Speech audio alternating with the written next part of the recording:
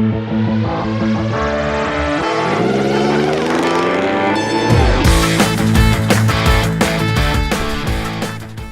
and welcome to this first episode of Perfecting the Formula. My name is Mahesh.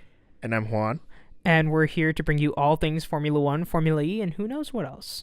So we're going to start with what was the first Formula E Grand Prix of the year, the Saudi Arabia Ad Diriyah E-Prix. Sorry, not Grand Prix. They're very special, Juan, aren't they? Yes. Very special about their E-Prix. And we're here to bring you all things Formula E, and let's just follow up, see what happened this past weekend, and go over it. So I think, Juan, if you had one word to describe what happened, not this weekend, I'm sorry, I'm bringing Formula One terms into this. It's not a weekend, it's a single day. If you had to bring one word to describe what happened, what would it be? Puddles. Yeah, let's start with yours. I was going to say confusion, and we'll come to mine in a second, but we should probably start with puddles.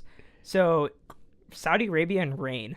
Yeah, I used to live, I have spent time in the desert down in the Middle East, so whenever there's rain, water likes to puddle up. So for Saudi Arabia, it actually was kind of a disaster on how practice 1, practice 2, and qualifying were. And I get that the Middle East isn't used to this concept called rain. It's probably why, water is a critical resource out there. Yeah, and we get a lot of rain, but people still don't understand the concept of rain here, so... Yeah, that's true. Yeah, coming from Dallas, Texas, I can go ahead and say no one understands how exactly rain works. I'm pretty sure everyone's still a little confused as to what that water falling from the sky is. It's better than when it's frozen, though. So, what do you think? Why don't you think there was better drainage on the track? I feel like even if you're going to design a track, like Austin, Circuit of the Americas, not a lot of rain was expected there, but they designed it to have some amount of drainage because it is a new track. So do you think they just couldn't incorporate in drainage because it's a street circuit? That is, so it's a special street circuit, so I know part of it's actual street and the other part is kind of designed for racing. But when it comes to the way they designed their streets, if you notice, they have those barriers to protect everybody. So I think that created an effect where water couldn't go nowhere else but settle up in the track itself. Right. And I think something else needs to be talked about here when it comes to just the puddle effect, which is in Formula One, you have tires specifically designed just to be wet weather tires. Mm-hmm. And those can churn out hundreds of gallons of water per minute. Or per second, sorry. And so what's ridiculous is that you don't do wet weather tires in Formula E. They have all weather tires, which I get, it's helping the environment, but at the same time, wet weather tires would be much more effective at getting rid of rain, I would feel like, than all weather tires. Yeah, but even then, I know at least Pirelli, I think they always show up with wet weather tires just in case, at least for Formula 1. But I don't know how Formula E, when it comes to tires, I should look more into that later. But yeah, that's definitely a thing they should look into. I know they're trying to keep everything to a minimum on different types of strategies. So I think having an all-weather dry tire and an actual rain tire would actually be better. Because an all-weather dry tire, at least the ones we have in our daily commuters, actually work for wet and dry. So I think I see where you're coming from. Yeah, and I think that if you just had some wet weather tires, it would just help a lot more. Because I think a lot of the problems, going into my confusion point, happened because teams were just not prepared for standing water. And when you pack everything into a single day like they do, you miss, if it rains, you're just screwed for all your practice sessions. So they had minimal practice, and they were just like, oh, shit. We have no practice going into this. And so you see it with the Dillman screw-up on qualifying. First of all, teams, please read a rules and regulations handbook. Yeah, because I think the only practice they semi had was the shakedown, and we saw people were still slipping out. You saw that Felipe Massa hit the wall at one of the corners. Yeah, I would like to say almost world champion Felipe Massa in Formula One, 11-time Grand Prix winner, or at least I think it's 11-time. I'll get that checked for you. But, it's just... Yeah, it was catching everyone out. No one was prepared for the rain. The cars weren't able to feel the rain. You're also testing a brand new car for the first time at a race weekend. Mm-hmm. They've had some amount of testing with it, but that was all on actual circuits, and now you're on a street circuit for the first time with these Gen 2 cars for the first time. It's raining in a country that normally doesn't get rain. I think basically everything that could possibly go wrong this weekend went wrong for Formula E. And, sometimes we may look at it like, oh, damn, it's terrible, but actually that might be good for the sport itself later on. Yeah, I mean, who can say? Like, I mean, you look at Formula One and the German Grand Prix. With that rain, definitely made that race entertaining. Yeah. Sorry, Sebastian, we don't mean to come for you like this, but the object of a race is to keep your car on the track. But I think confusion was definitely rampant. I think even if you listen to the commentators, they didn't even know what they were talking about. Yeah, I know the commentators were kind of confused on their own qualifying rules that they changed up at last minute for that track. Yeah, so because of the rain, for those of you that didn't notice this, because maybe you're not as invested in the sport enough to watch qualifying, or you're brand new to the sport and thought how that was normally done, typically that's not how qualifying actually goes down. So, first of all, what Dillman did is always wrong, will always be wrong, and shall continue to be wrong. I don't know where his team suddenly thought, oh yeah, we can do as many laps as we want and just hope for the best. And I don't know what they were thinking when, like, oh, no one else is out on the track, we must be doing something right. No, no one else is not on the track for a reason. But I think the way it typically works is you have 4 groups, and those 4 groups will contain either 6 or 5 drivers. And then out of those 4 groups, the top 6 fastest drivers total compete for Super Pole and compete for pole position. That's how Formula E typically works. Now, at this race, as we saw, 2 groups. Yeah. And I know that was one of the confusions. I know they were talking about it. I know how much of the coverage you watch at the Formula E track. I know they were talking about different ways on the drivers themselves were talking about different ways to actually attack qualifying, whether it was to have multiple times at it, because as they actually progressed through qualifying, the road was actually going to get better for the ones who are at the later half of the qualifying versus the first half of the qualifying. I mean, that's always the prevailing debate in any wet weather racing, is just when am I getting on the track at optimal conditions? And that's why what Dillman did was just so immensely stupid. Because you're literally just getting the track better for everyone after you. It didn't even make good strategy sense. I was just thoroughly confused as to what was happening when I was watching that, and I'm like, I don't think you could be doing that. Because from what I heard on some of the commentary and the radio, they thought as long as they didn't push, they were good. Yeah, just don't try hard, kids. It'll be fine. Don't try hard. And the race and qualifying will turn out just fine. No, I mean, this is my little bit of a niggle with Formula E, is that they try so hard to be the electric official racing, and it's serious racing, and they're getting more serious drivers now. No one can say that Felipe Massa is not a serious driver. They brought in Stoffel Vandoorne, who arguably should have had a seat in Formula One, but didn't.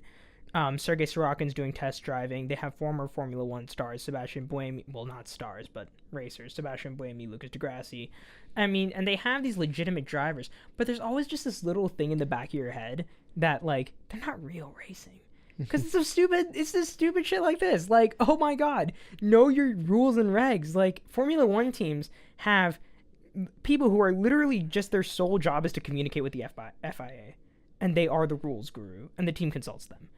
And Formula E doesn't have that. And this isn't the first time a team has screwed up on the rules. Like, I mean, you saw that I think it was either last season or the season before, when EDAMS thought that the minimum pit limit time was 10 seconds longer than it actually was, so they held both their cars for 10 seconds longer than they needed to. And it's like, guys, this is real racing, and if you want it to become serious racing, you got to start showing a more professional front.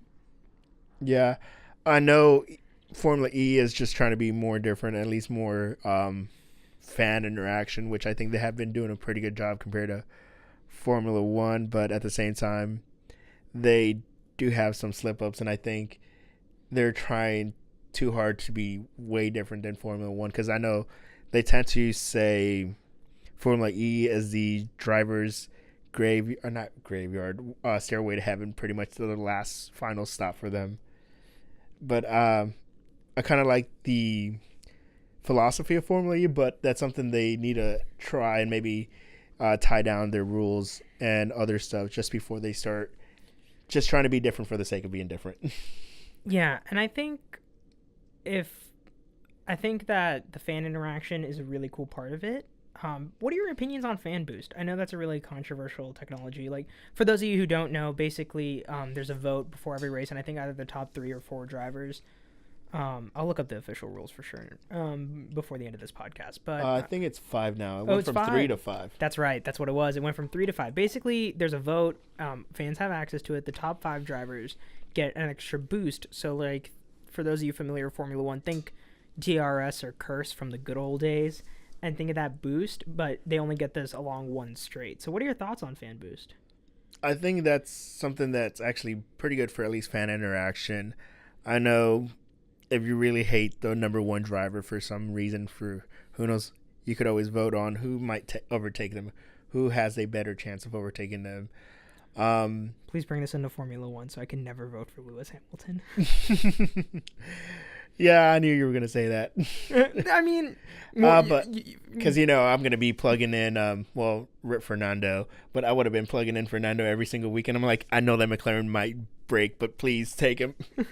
No, I would, if Massa was still racing, I would have been plugging Massa. You know what I would have done? I would have been plugging, I wish Maldonado was here from the good old days, Crash Door Maldonado, and I would just be plugging in Maldonado just to see if he can crash at a higher speed than he ever has before. But back to that, yeah, fan boost, it involves fan interaction, but where do you think the trade-off is? Like, at some point there's a trade-off between fan interaction and being a serious sport. That's one thing you have to look into.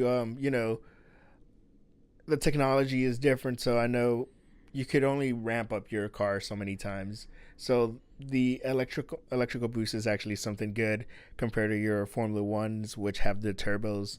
And turbos constantly spool up, but they could only spool up at a certain RPMs and release that power. So if the electrical components don't have that kind of turbo per se, they have gears, but working with those power surges actually is pretty more interesting, because that allows them to work with their, how their power management, if they want to use it all now or later. And I think that's something that actually works. I know it's very controversial when you look at Formula One with DRS. They're only allowed maybe 1 or 2 straights, 3 if they change their mind for some reason at the last minute that weekend before. Bernie may have left the sport, but Bernie's like ghost still lives with us of how to screw the sport over in the most insane ways at the last minute. Yeah, fan boosts, I think they're allowed to use it anywhere. Yeah, they just choose wherever they want to use it, but they only get the boost for a certain amount of time. Yeah, which I think Formula One, if they want to keep DRS and make strategies a little different, I think that would be good to allow them to open it up when they want to. Right, and I don't know if it's still the case, but I remember when DRS first came out, you could use DRS anywhere you wanted during qualifying.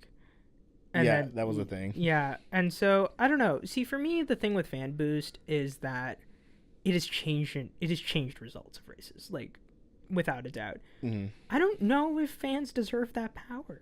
I really don't know. Well, I know now that they're adding what's it called again? Attack mode. Attack mode, yes. Now that they're adding attack mode, I need to read up on those rules. First of all, line yourself up. Oh my god. Okay. Was it DaCosta or Lopez? I think it was Jose Maria Lopez. I think it was Lopez. I need to look that up. Oh my god. All right. So we've all learned this in driver's ed when parallel parking. Line yourself up with the spot. Once missing, understandable. Like, it's a new rule. You're coming out of a corner. You're being followed closely. You're not trying to screw up too much because you don't want to lose enough time for where they pass you. You want to use your attack mode effectively. Twice not getting it? Twice? Are we really serious about this? You miss it twice. You are a professional driver. You should be able to drive between 2 lines. But here's my thing with fan. I think this comes back to the whole idea of where does Formula E want to distinguish itself? Because I think right now it's being distinguished on 2 different areas, and we see this with the new Gen 2 cars. They're doing more fan interaction. Though now that, what's that company that bought Formula 1 called? Liberty Media. Now that Liberty Media bought Formula 1, we're seeing more fan interaction. And I think Formula 1's catching on to finally getting on board with, like, oh, we shouldn't be elitist pricks. And maybe allow some fan interaction. And so they're getting on with that. But I think the other way Formula E really distinguishes themselves is there's not a whole lot of car variation. I mean, each team can engineer the powertrain differently and can do things like that and adjust downforce and technical stuff for each race. But the base car package is the same for everyone. And so you see a lot of competitiveness because it's all driver skill. It's for the most part driver skill and slight technical differences. Yeah, which I know some people do complain about. I hate cookie cutter cars. But at the same time, then you look at Formula One and then you see this large gap between the top 3 teams, maybe top 2 next season, but that's a different episode. Oh, we will talk about Red Bull. Don't y'all worry. We have rants coming on Red Bull, but then you look at, but yeah, if you look at Formula One compared to Formula E, as you said, one is more cookie cutter than the other, but it'll be great once they start allowing other people to, bring in different battery types, like IndyCar has 2 different engine types. See, and we're going to disagree on the cookie cutter thing. I think if you're not going to do I think the cookie cutter is really good for keeping things competitive. Yes. And I think that they've shown that there is a lot of engineering involved with the powertrain because, first of all, they don't even all have the same number of gears. Oh, yeah. I think that's actually something that, from a powertrain, that's pretty good. I don't think... Yes, I think maybe once they think... Because right now, I think it's McLaren, the only ones that are providing the batteries. Oh, I forget who's providing the batteries. I'll look into that. But yeah, they all get the same battery pack. But I think if you're not going to do cookie cutter, and there's a very valid argument for not doing cookie cutter, the spending cap?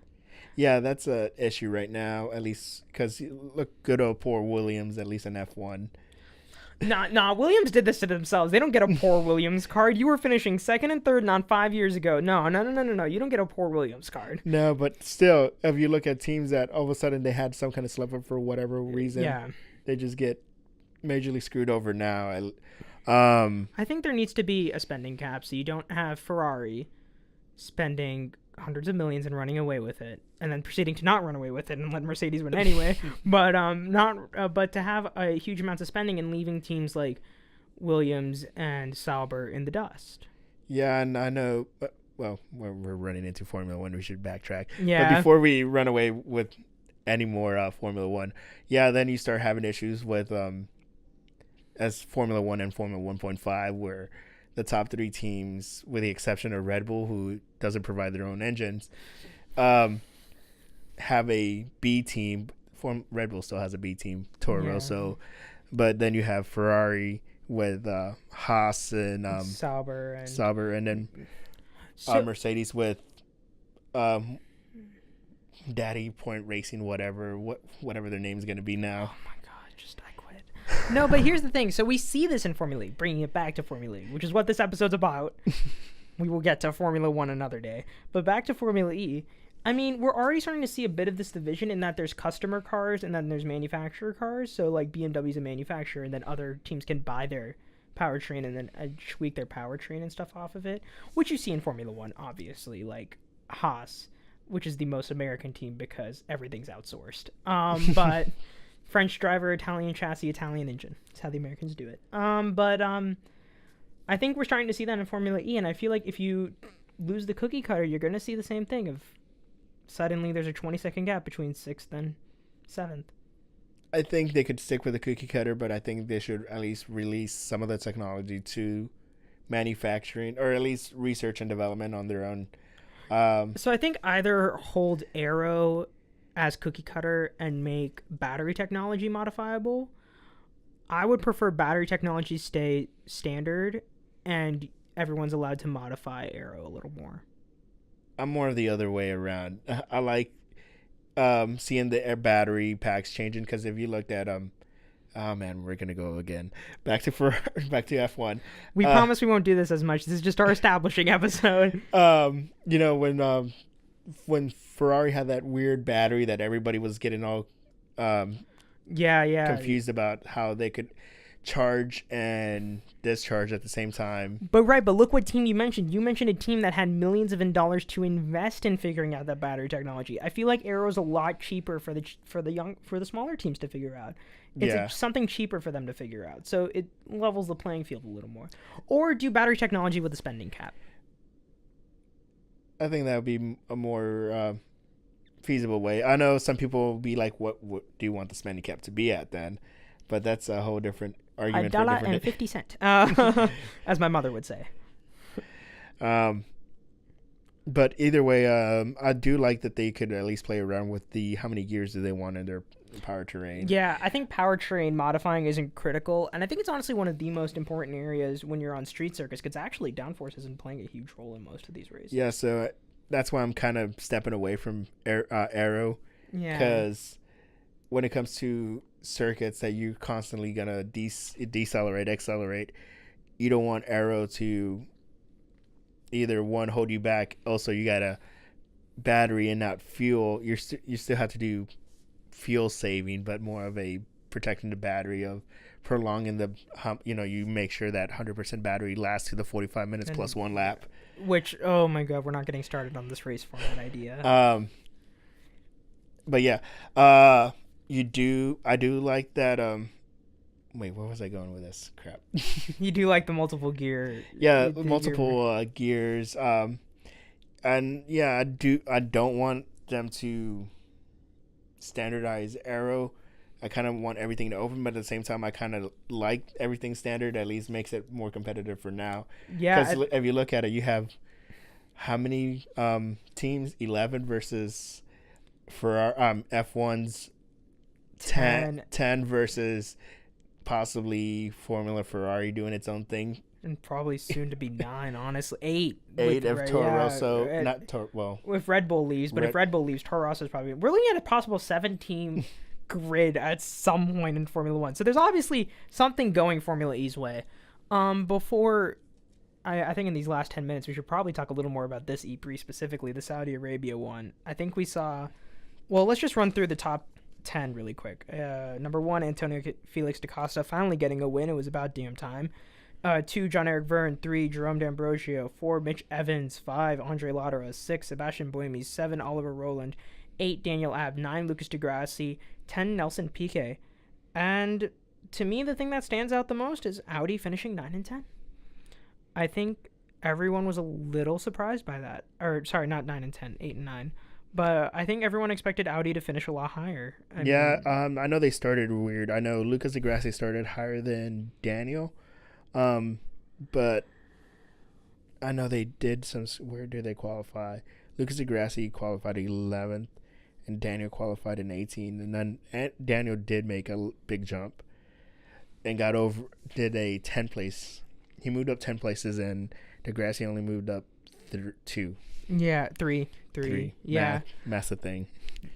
I think that's just a clear indication, and we were talking about this a little bit before the episode, but I think that's a clear indication of if someone moves up 9 and the other person moves up 3 and they still end up right next to each other, and especially when it's Daniel Abt and Lucas Di Grassi, you've both shown to be pretty good drivers.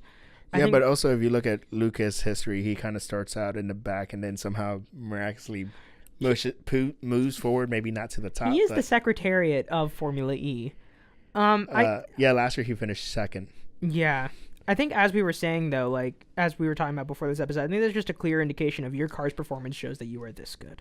Mm-hmm. And I think what's surprising to me about that is ahead of them are the 2 Nissan E-Dams, and ahead of them is the BMW Andretti car. And I think we all just figured that with their experience in the sport, they would be able to at least beat Nissan. Definitely. Their experience, and how long have they been with that team? Oh, God. Abt has been around since the beginning, and then Audi acquired them last year, I think. So they've been around for a bit. I think we just expected more of them, and that was just a little disappointing to not see them fighting. I think Sebastian Buemi throughout the race just seemed to be struggling. I think he was just struggling for pace. He qualified 3rd. I think that what we saw a lot of is that given the limited practice, there was just not a lot of good battery management across the field. Definitely. I know there were, towards the final quarter of the race, or the last 15 minutes, a lot of people were struggling to keep their battery percentages properly. I was looking at I kind of fell asleep while they were trying to figure out everything. I know once I woke up, I watched the race again that day, but... You know what? If that's not the most Formula fan thing I've ever heard, we've all fallen asleep during one race. Yeah, especially being here in the States, and most races are during the wee hours of the morning. Yeah. Wee hours, I like it. Channeling your inner British there. And I'm the one who went to Oxford for the summer. But yeah, I think we saw that there's just, I think, a poor battery management. And if it weren't for the safety car at the end, I think we would have been seeing a lot more drivers in trouble. Yeah, that's one thing I know. For at least Formula E, I really don't like when the safety car comes out because it's already a tight race. Yes, they have to clean up the track for people and make sure everybody leaves safely, but I feel like full course yellows could be used to a bigger effect. mm-hmm. But I think also the problem is that these tracks are so small, that the lap times are so small, that it's just not enough time. I know some tracks, they start and finish line are two different locations, which drives me insane. Oh, yeah. Start finish line is not a concept. Apparently, it's start and finish line. But yeah, I think that battery management was starting to hit some people hard near the end of the race. Another thing that showed a lot that there were no practice was the number of technical penalties on overuse of power.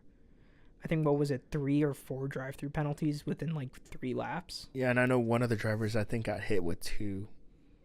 Yeah, and what really hurts me is I'm a diehard Massa fan, and he was really starting to pull up through the ranks and then got hit with that drive-through penalty and just had to crash back. Yeah, but hopefully, at least at Marrakesh, we'll see some, hopefully, good weather. And everybody, at least if they have inclement weather, at least they know how to handle it better there. But we'll see what happens in a few hours. We'll probably be asleep. 2 races with rain, both in the Middle East. I think that's highly unlikely. Never say never sometimes. Oh, gosh, never say never. Justin Bieber was right about some things. But yeah, so back to my point about confusion. I think there was a lot of it.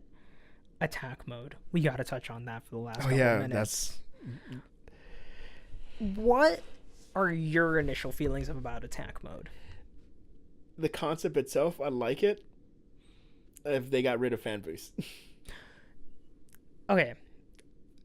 I agree in every way possible with that concept. Why do you have 2 different boost modes?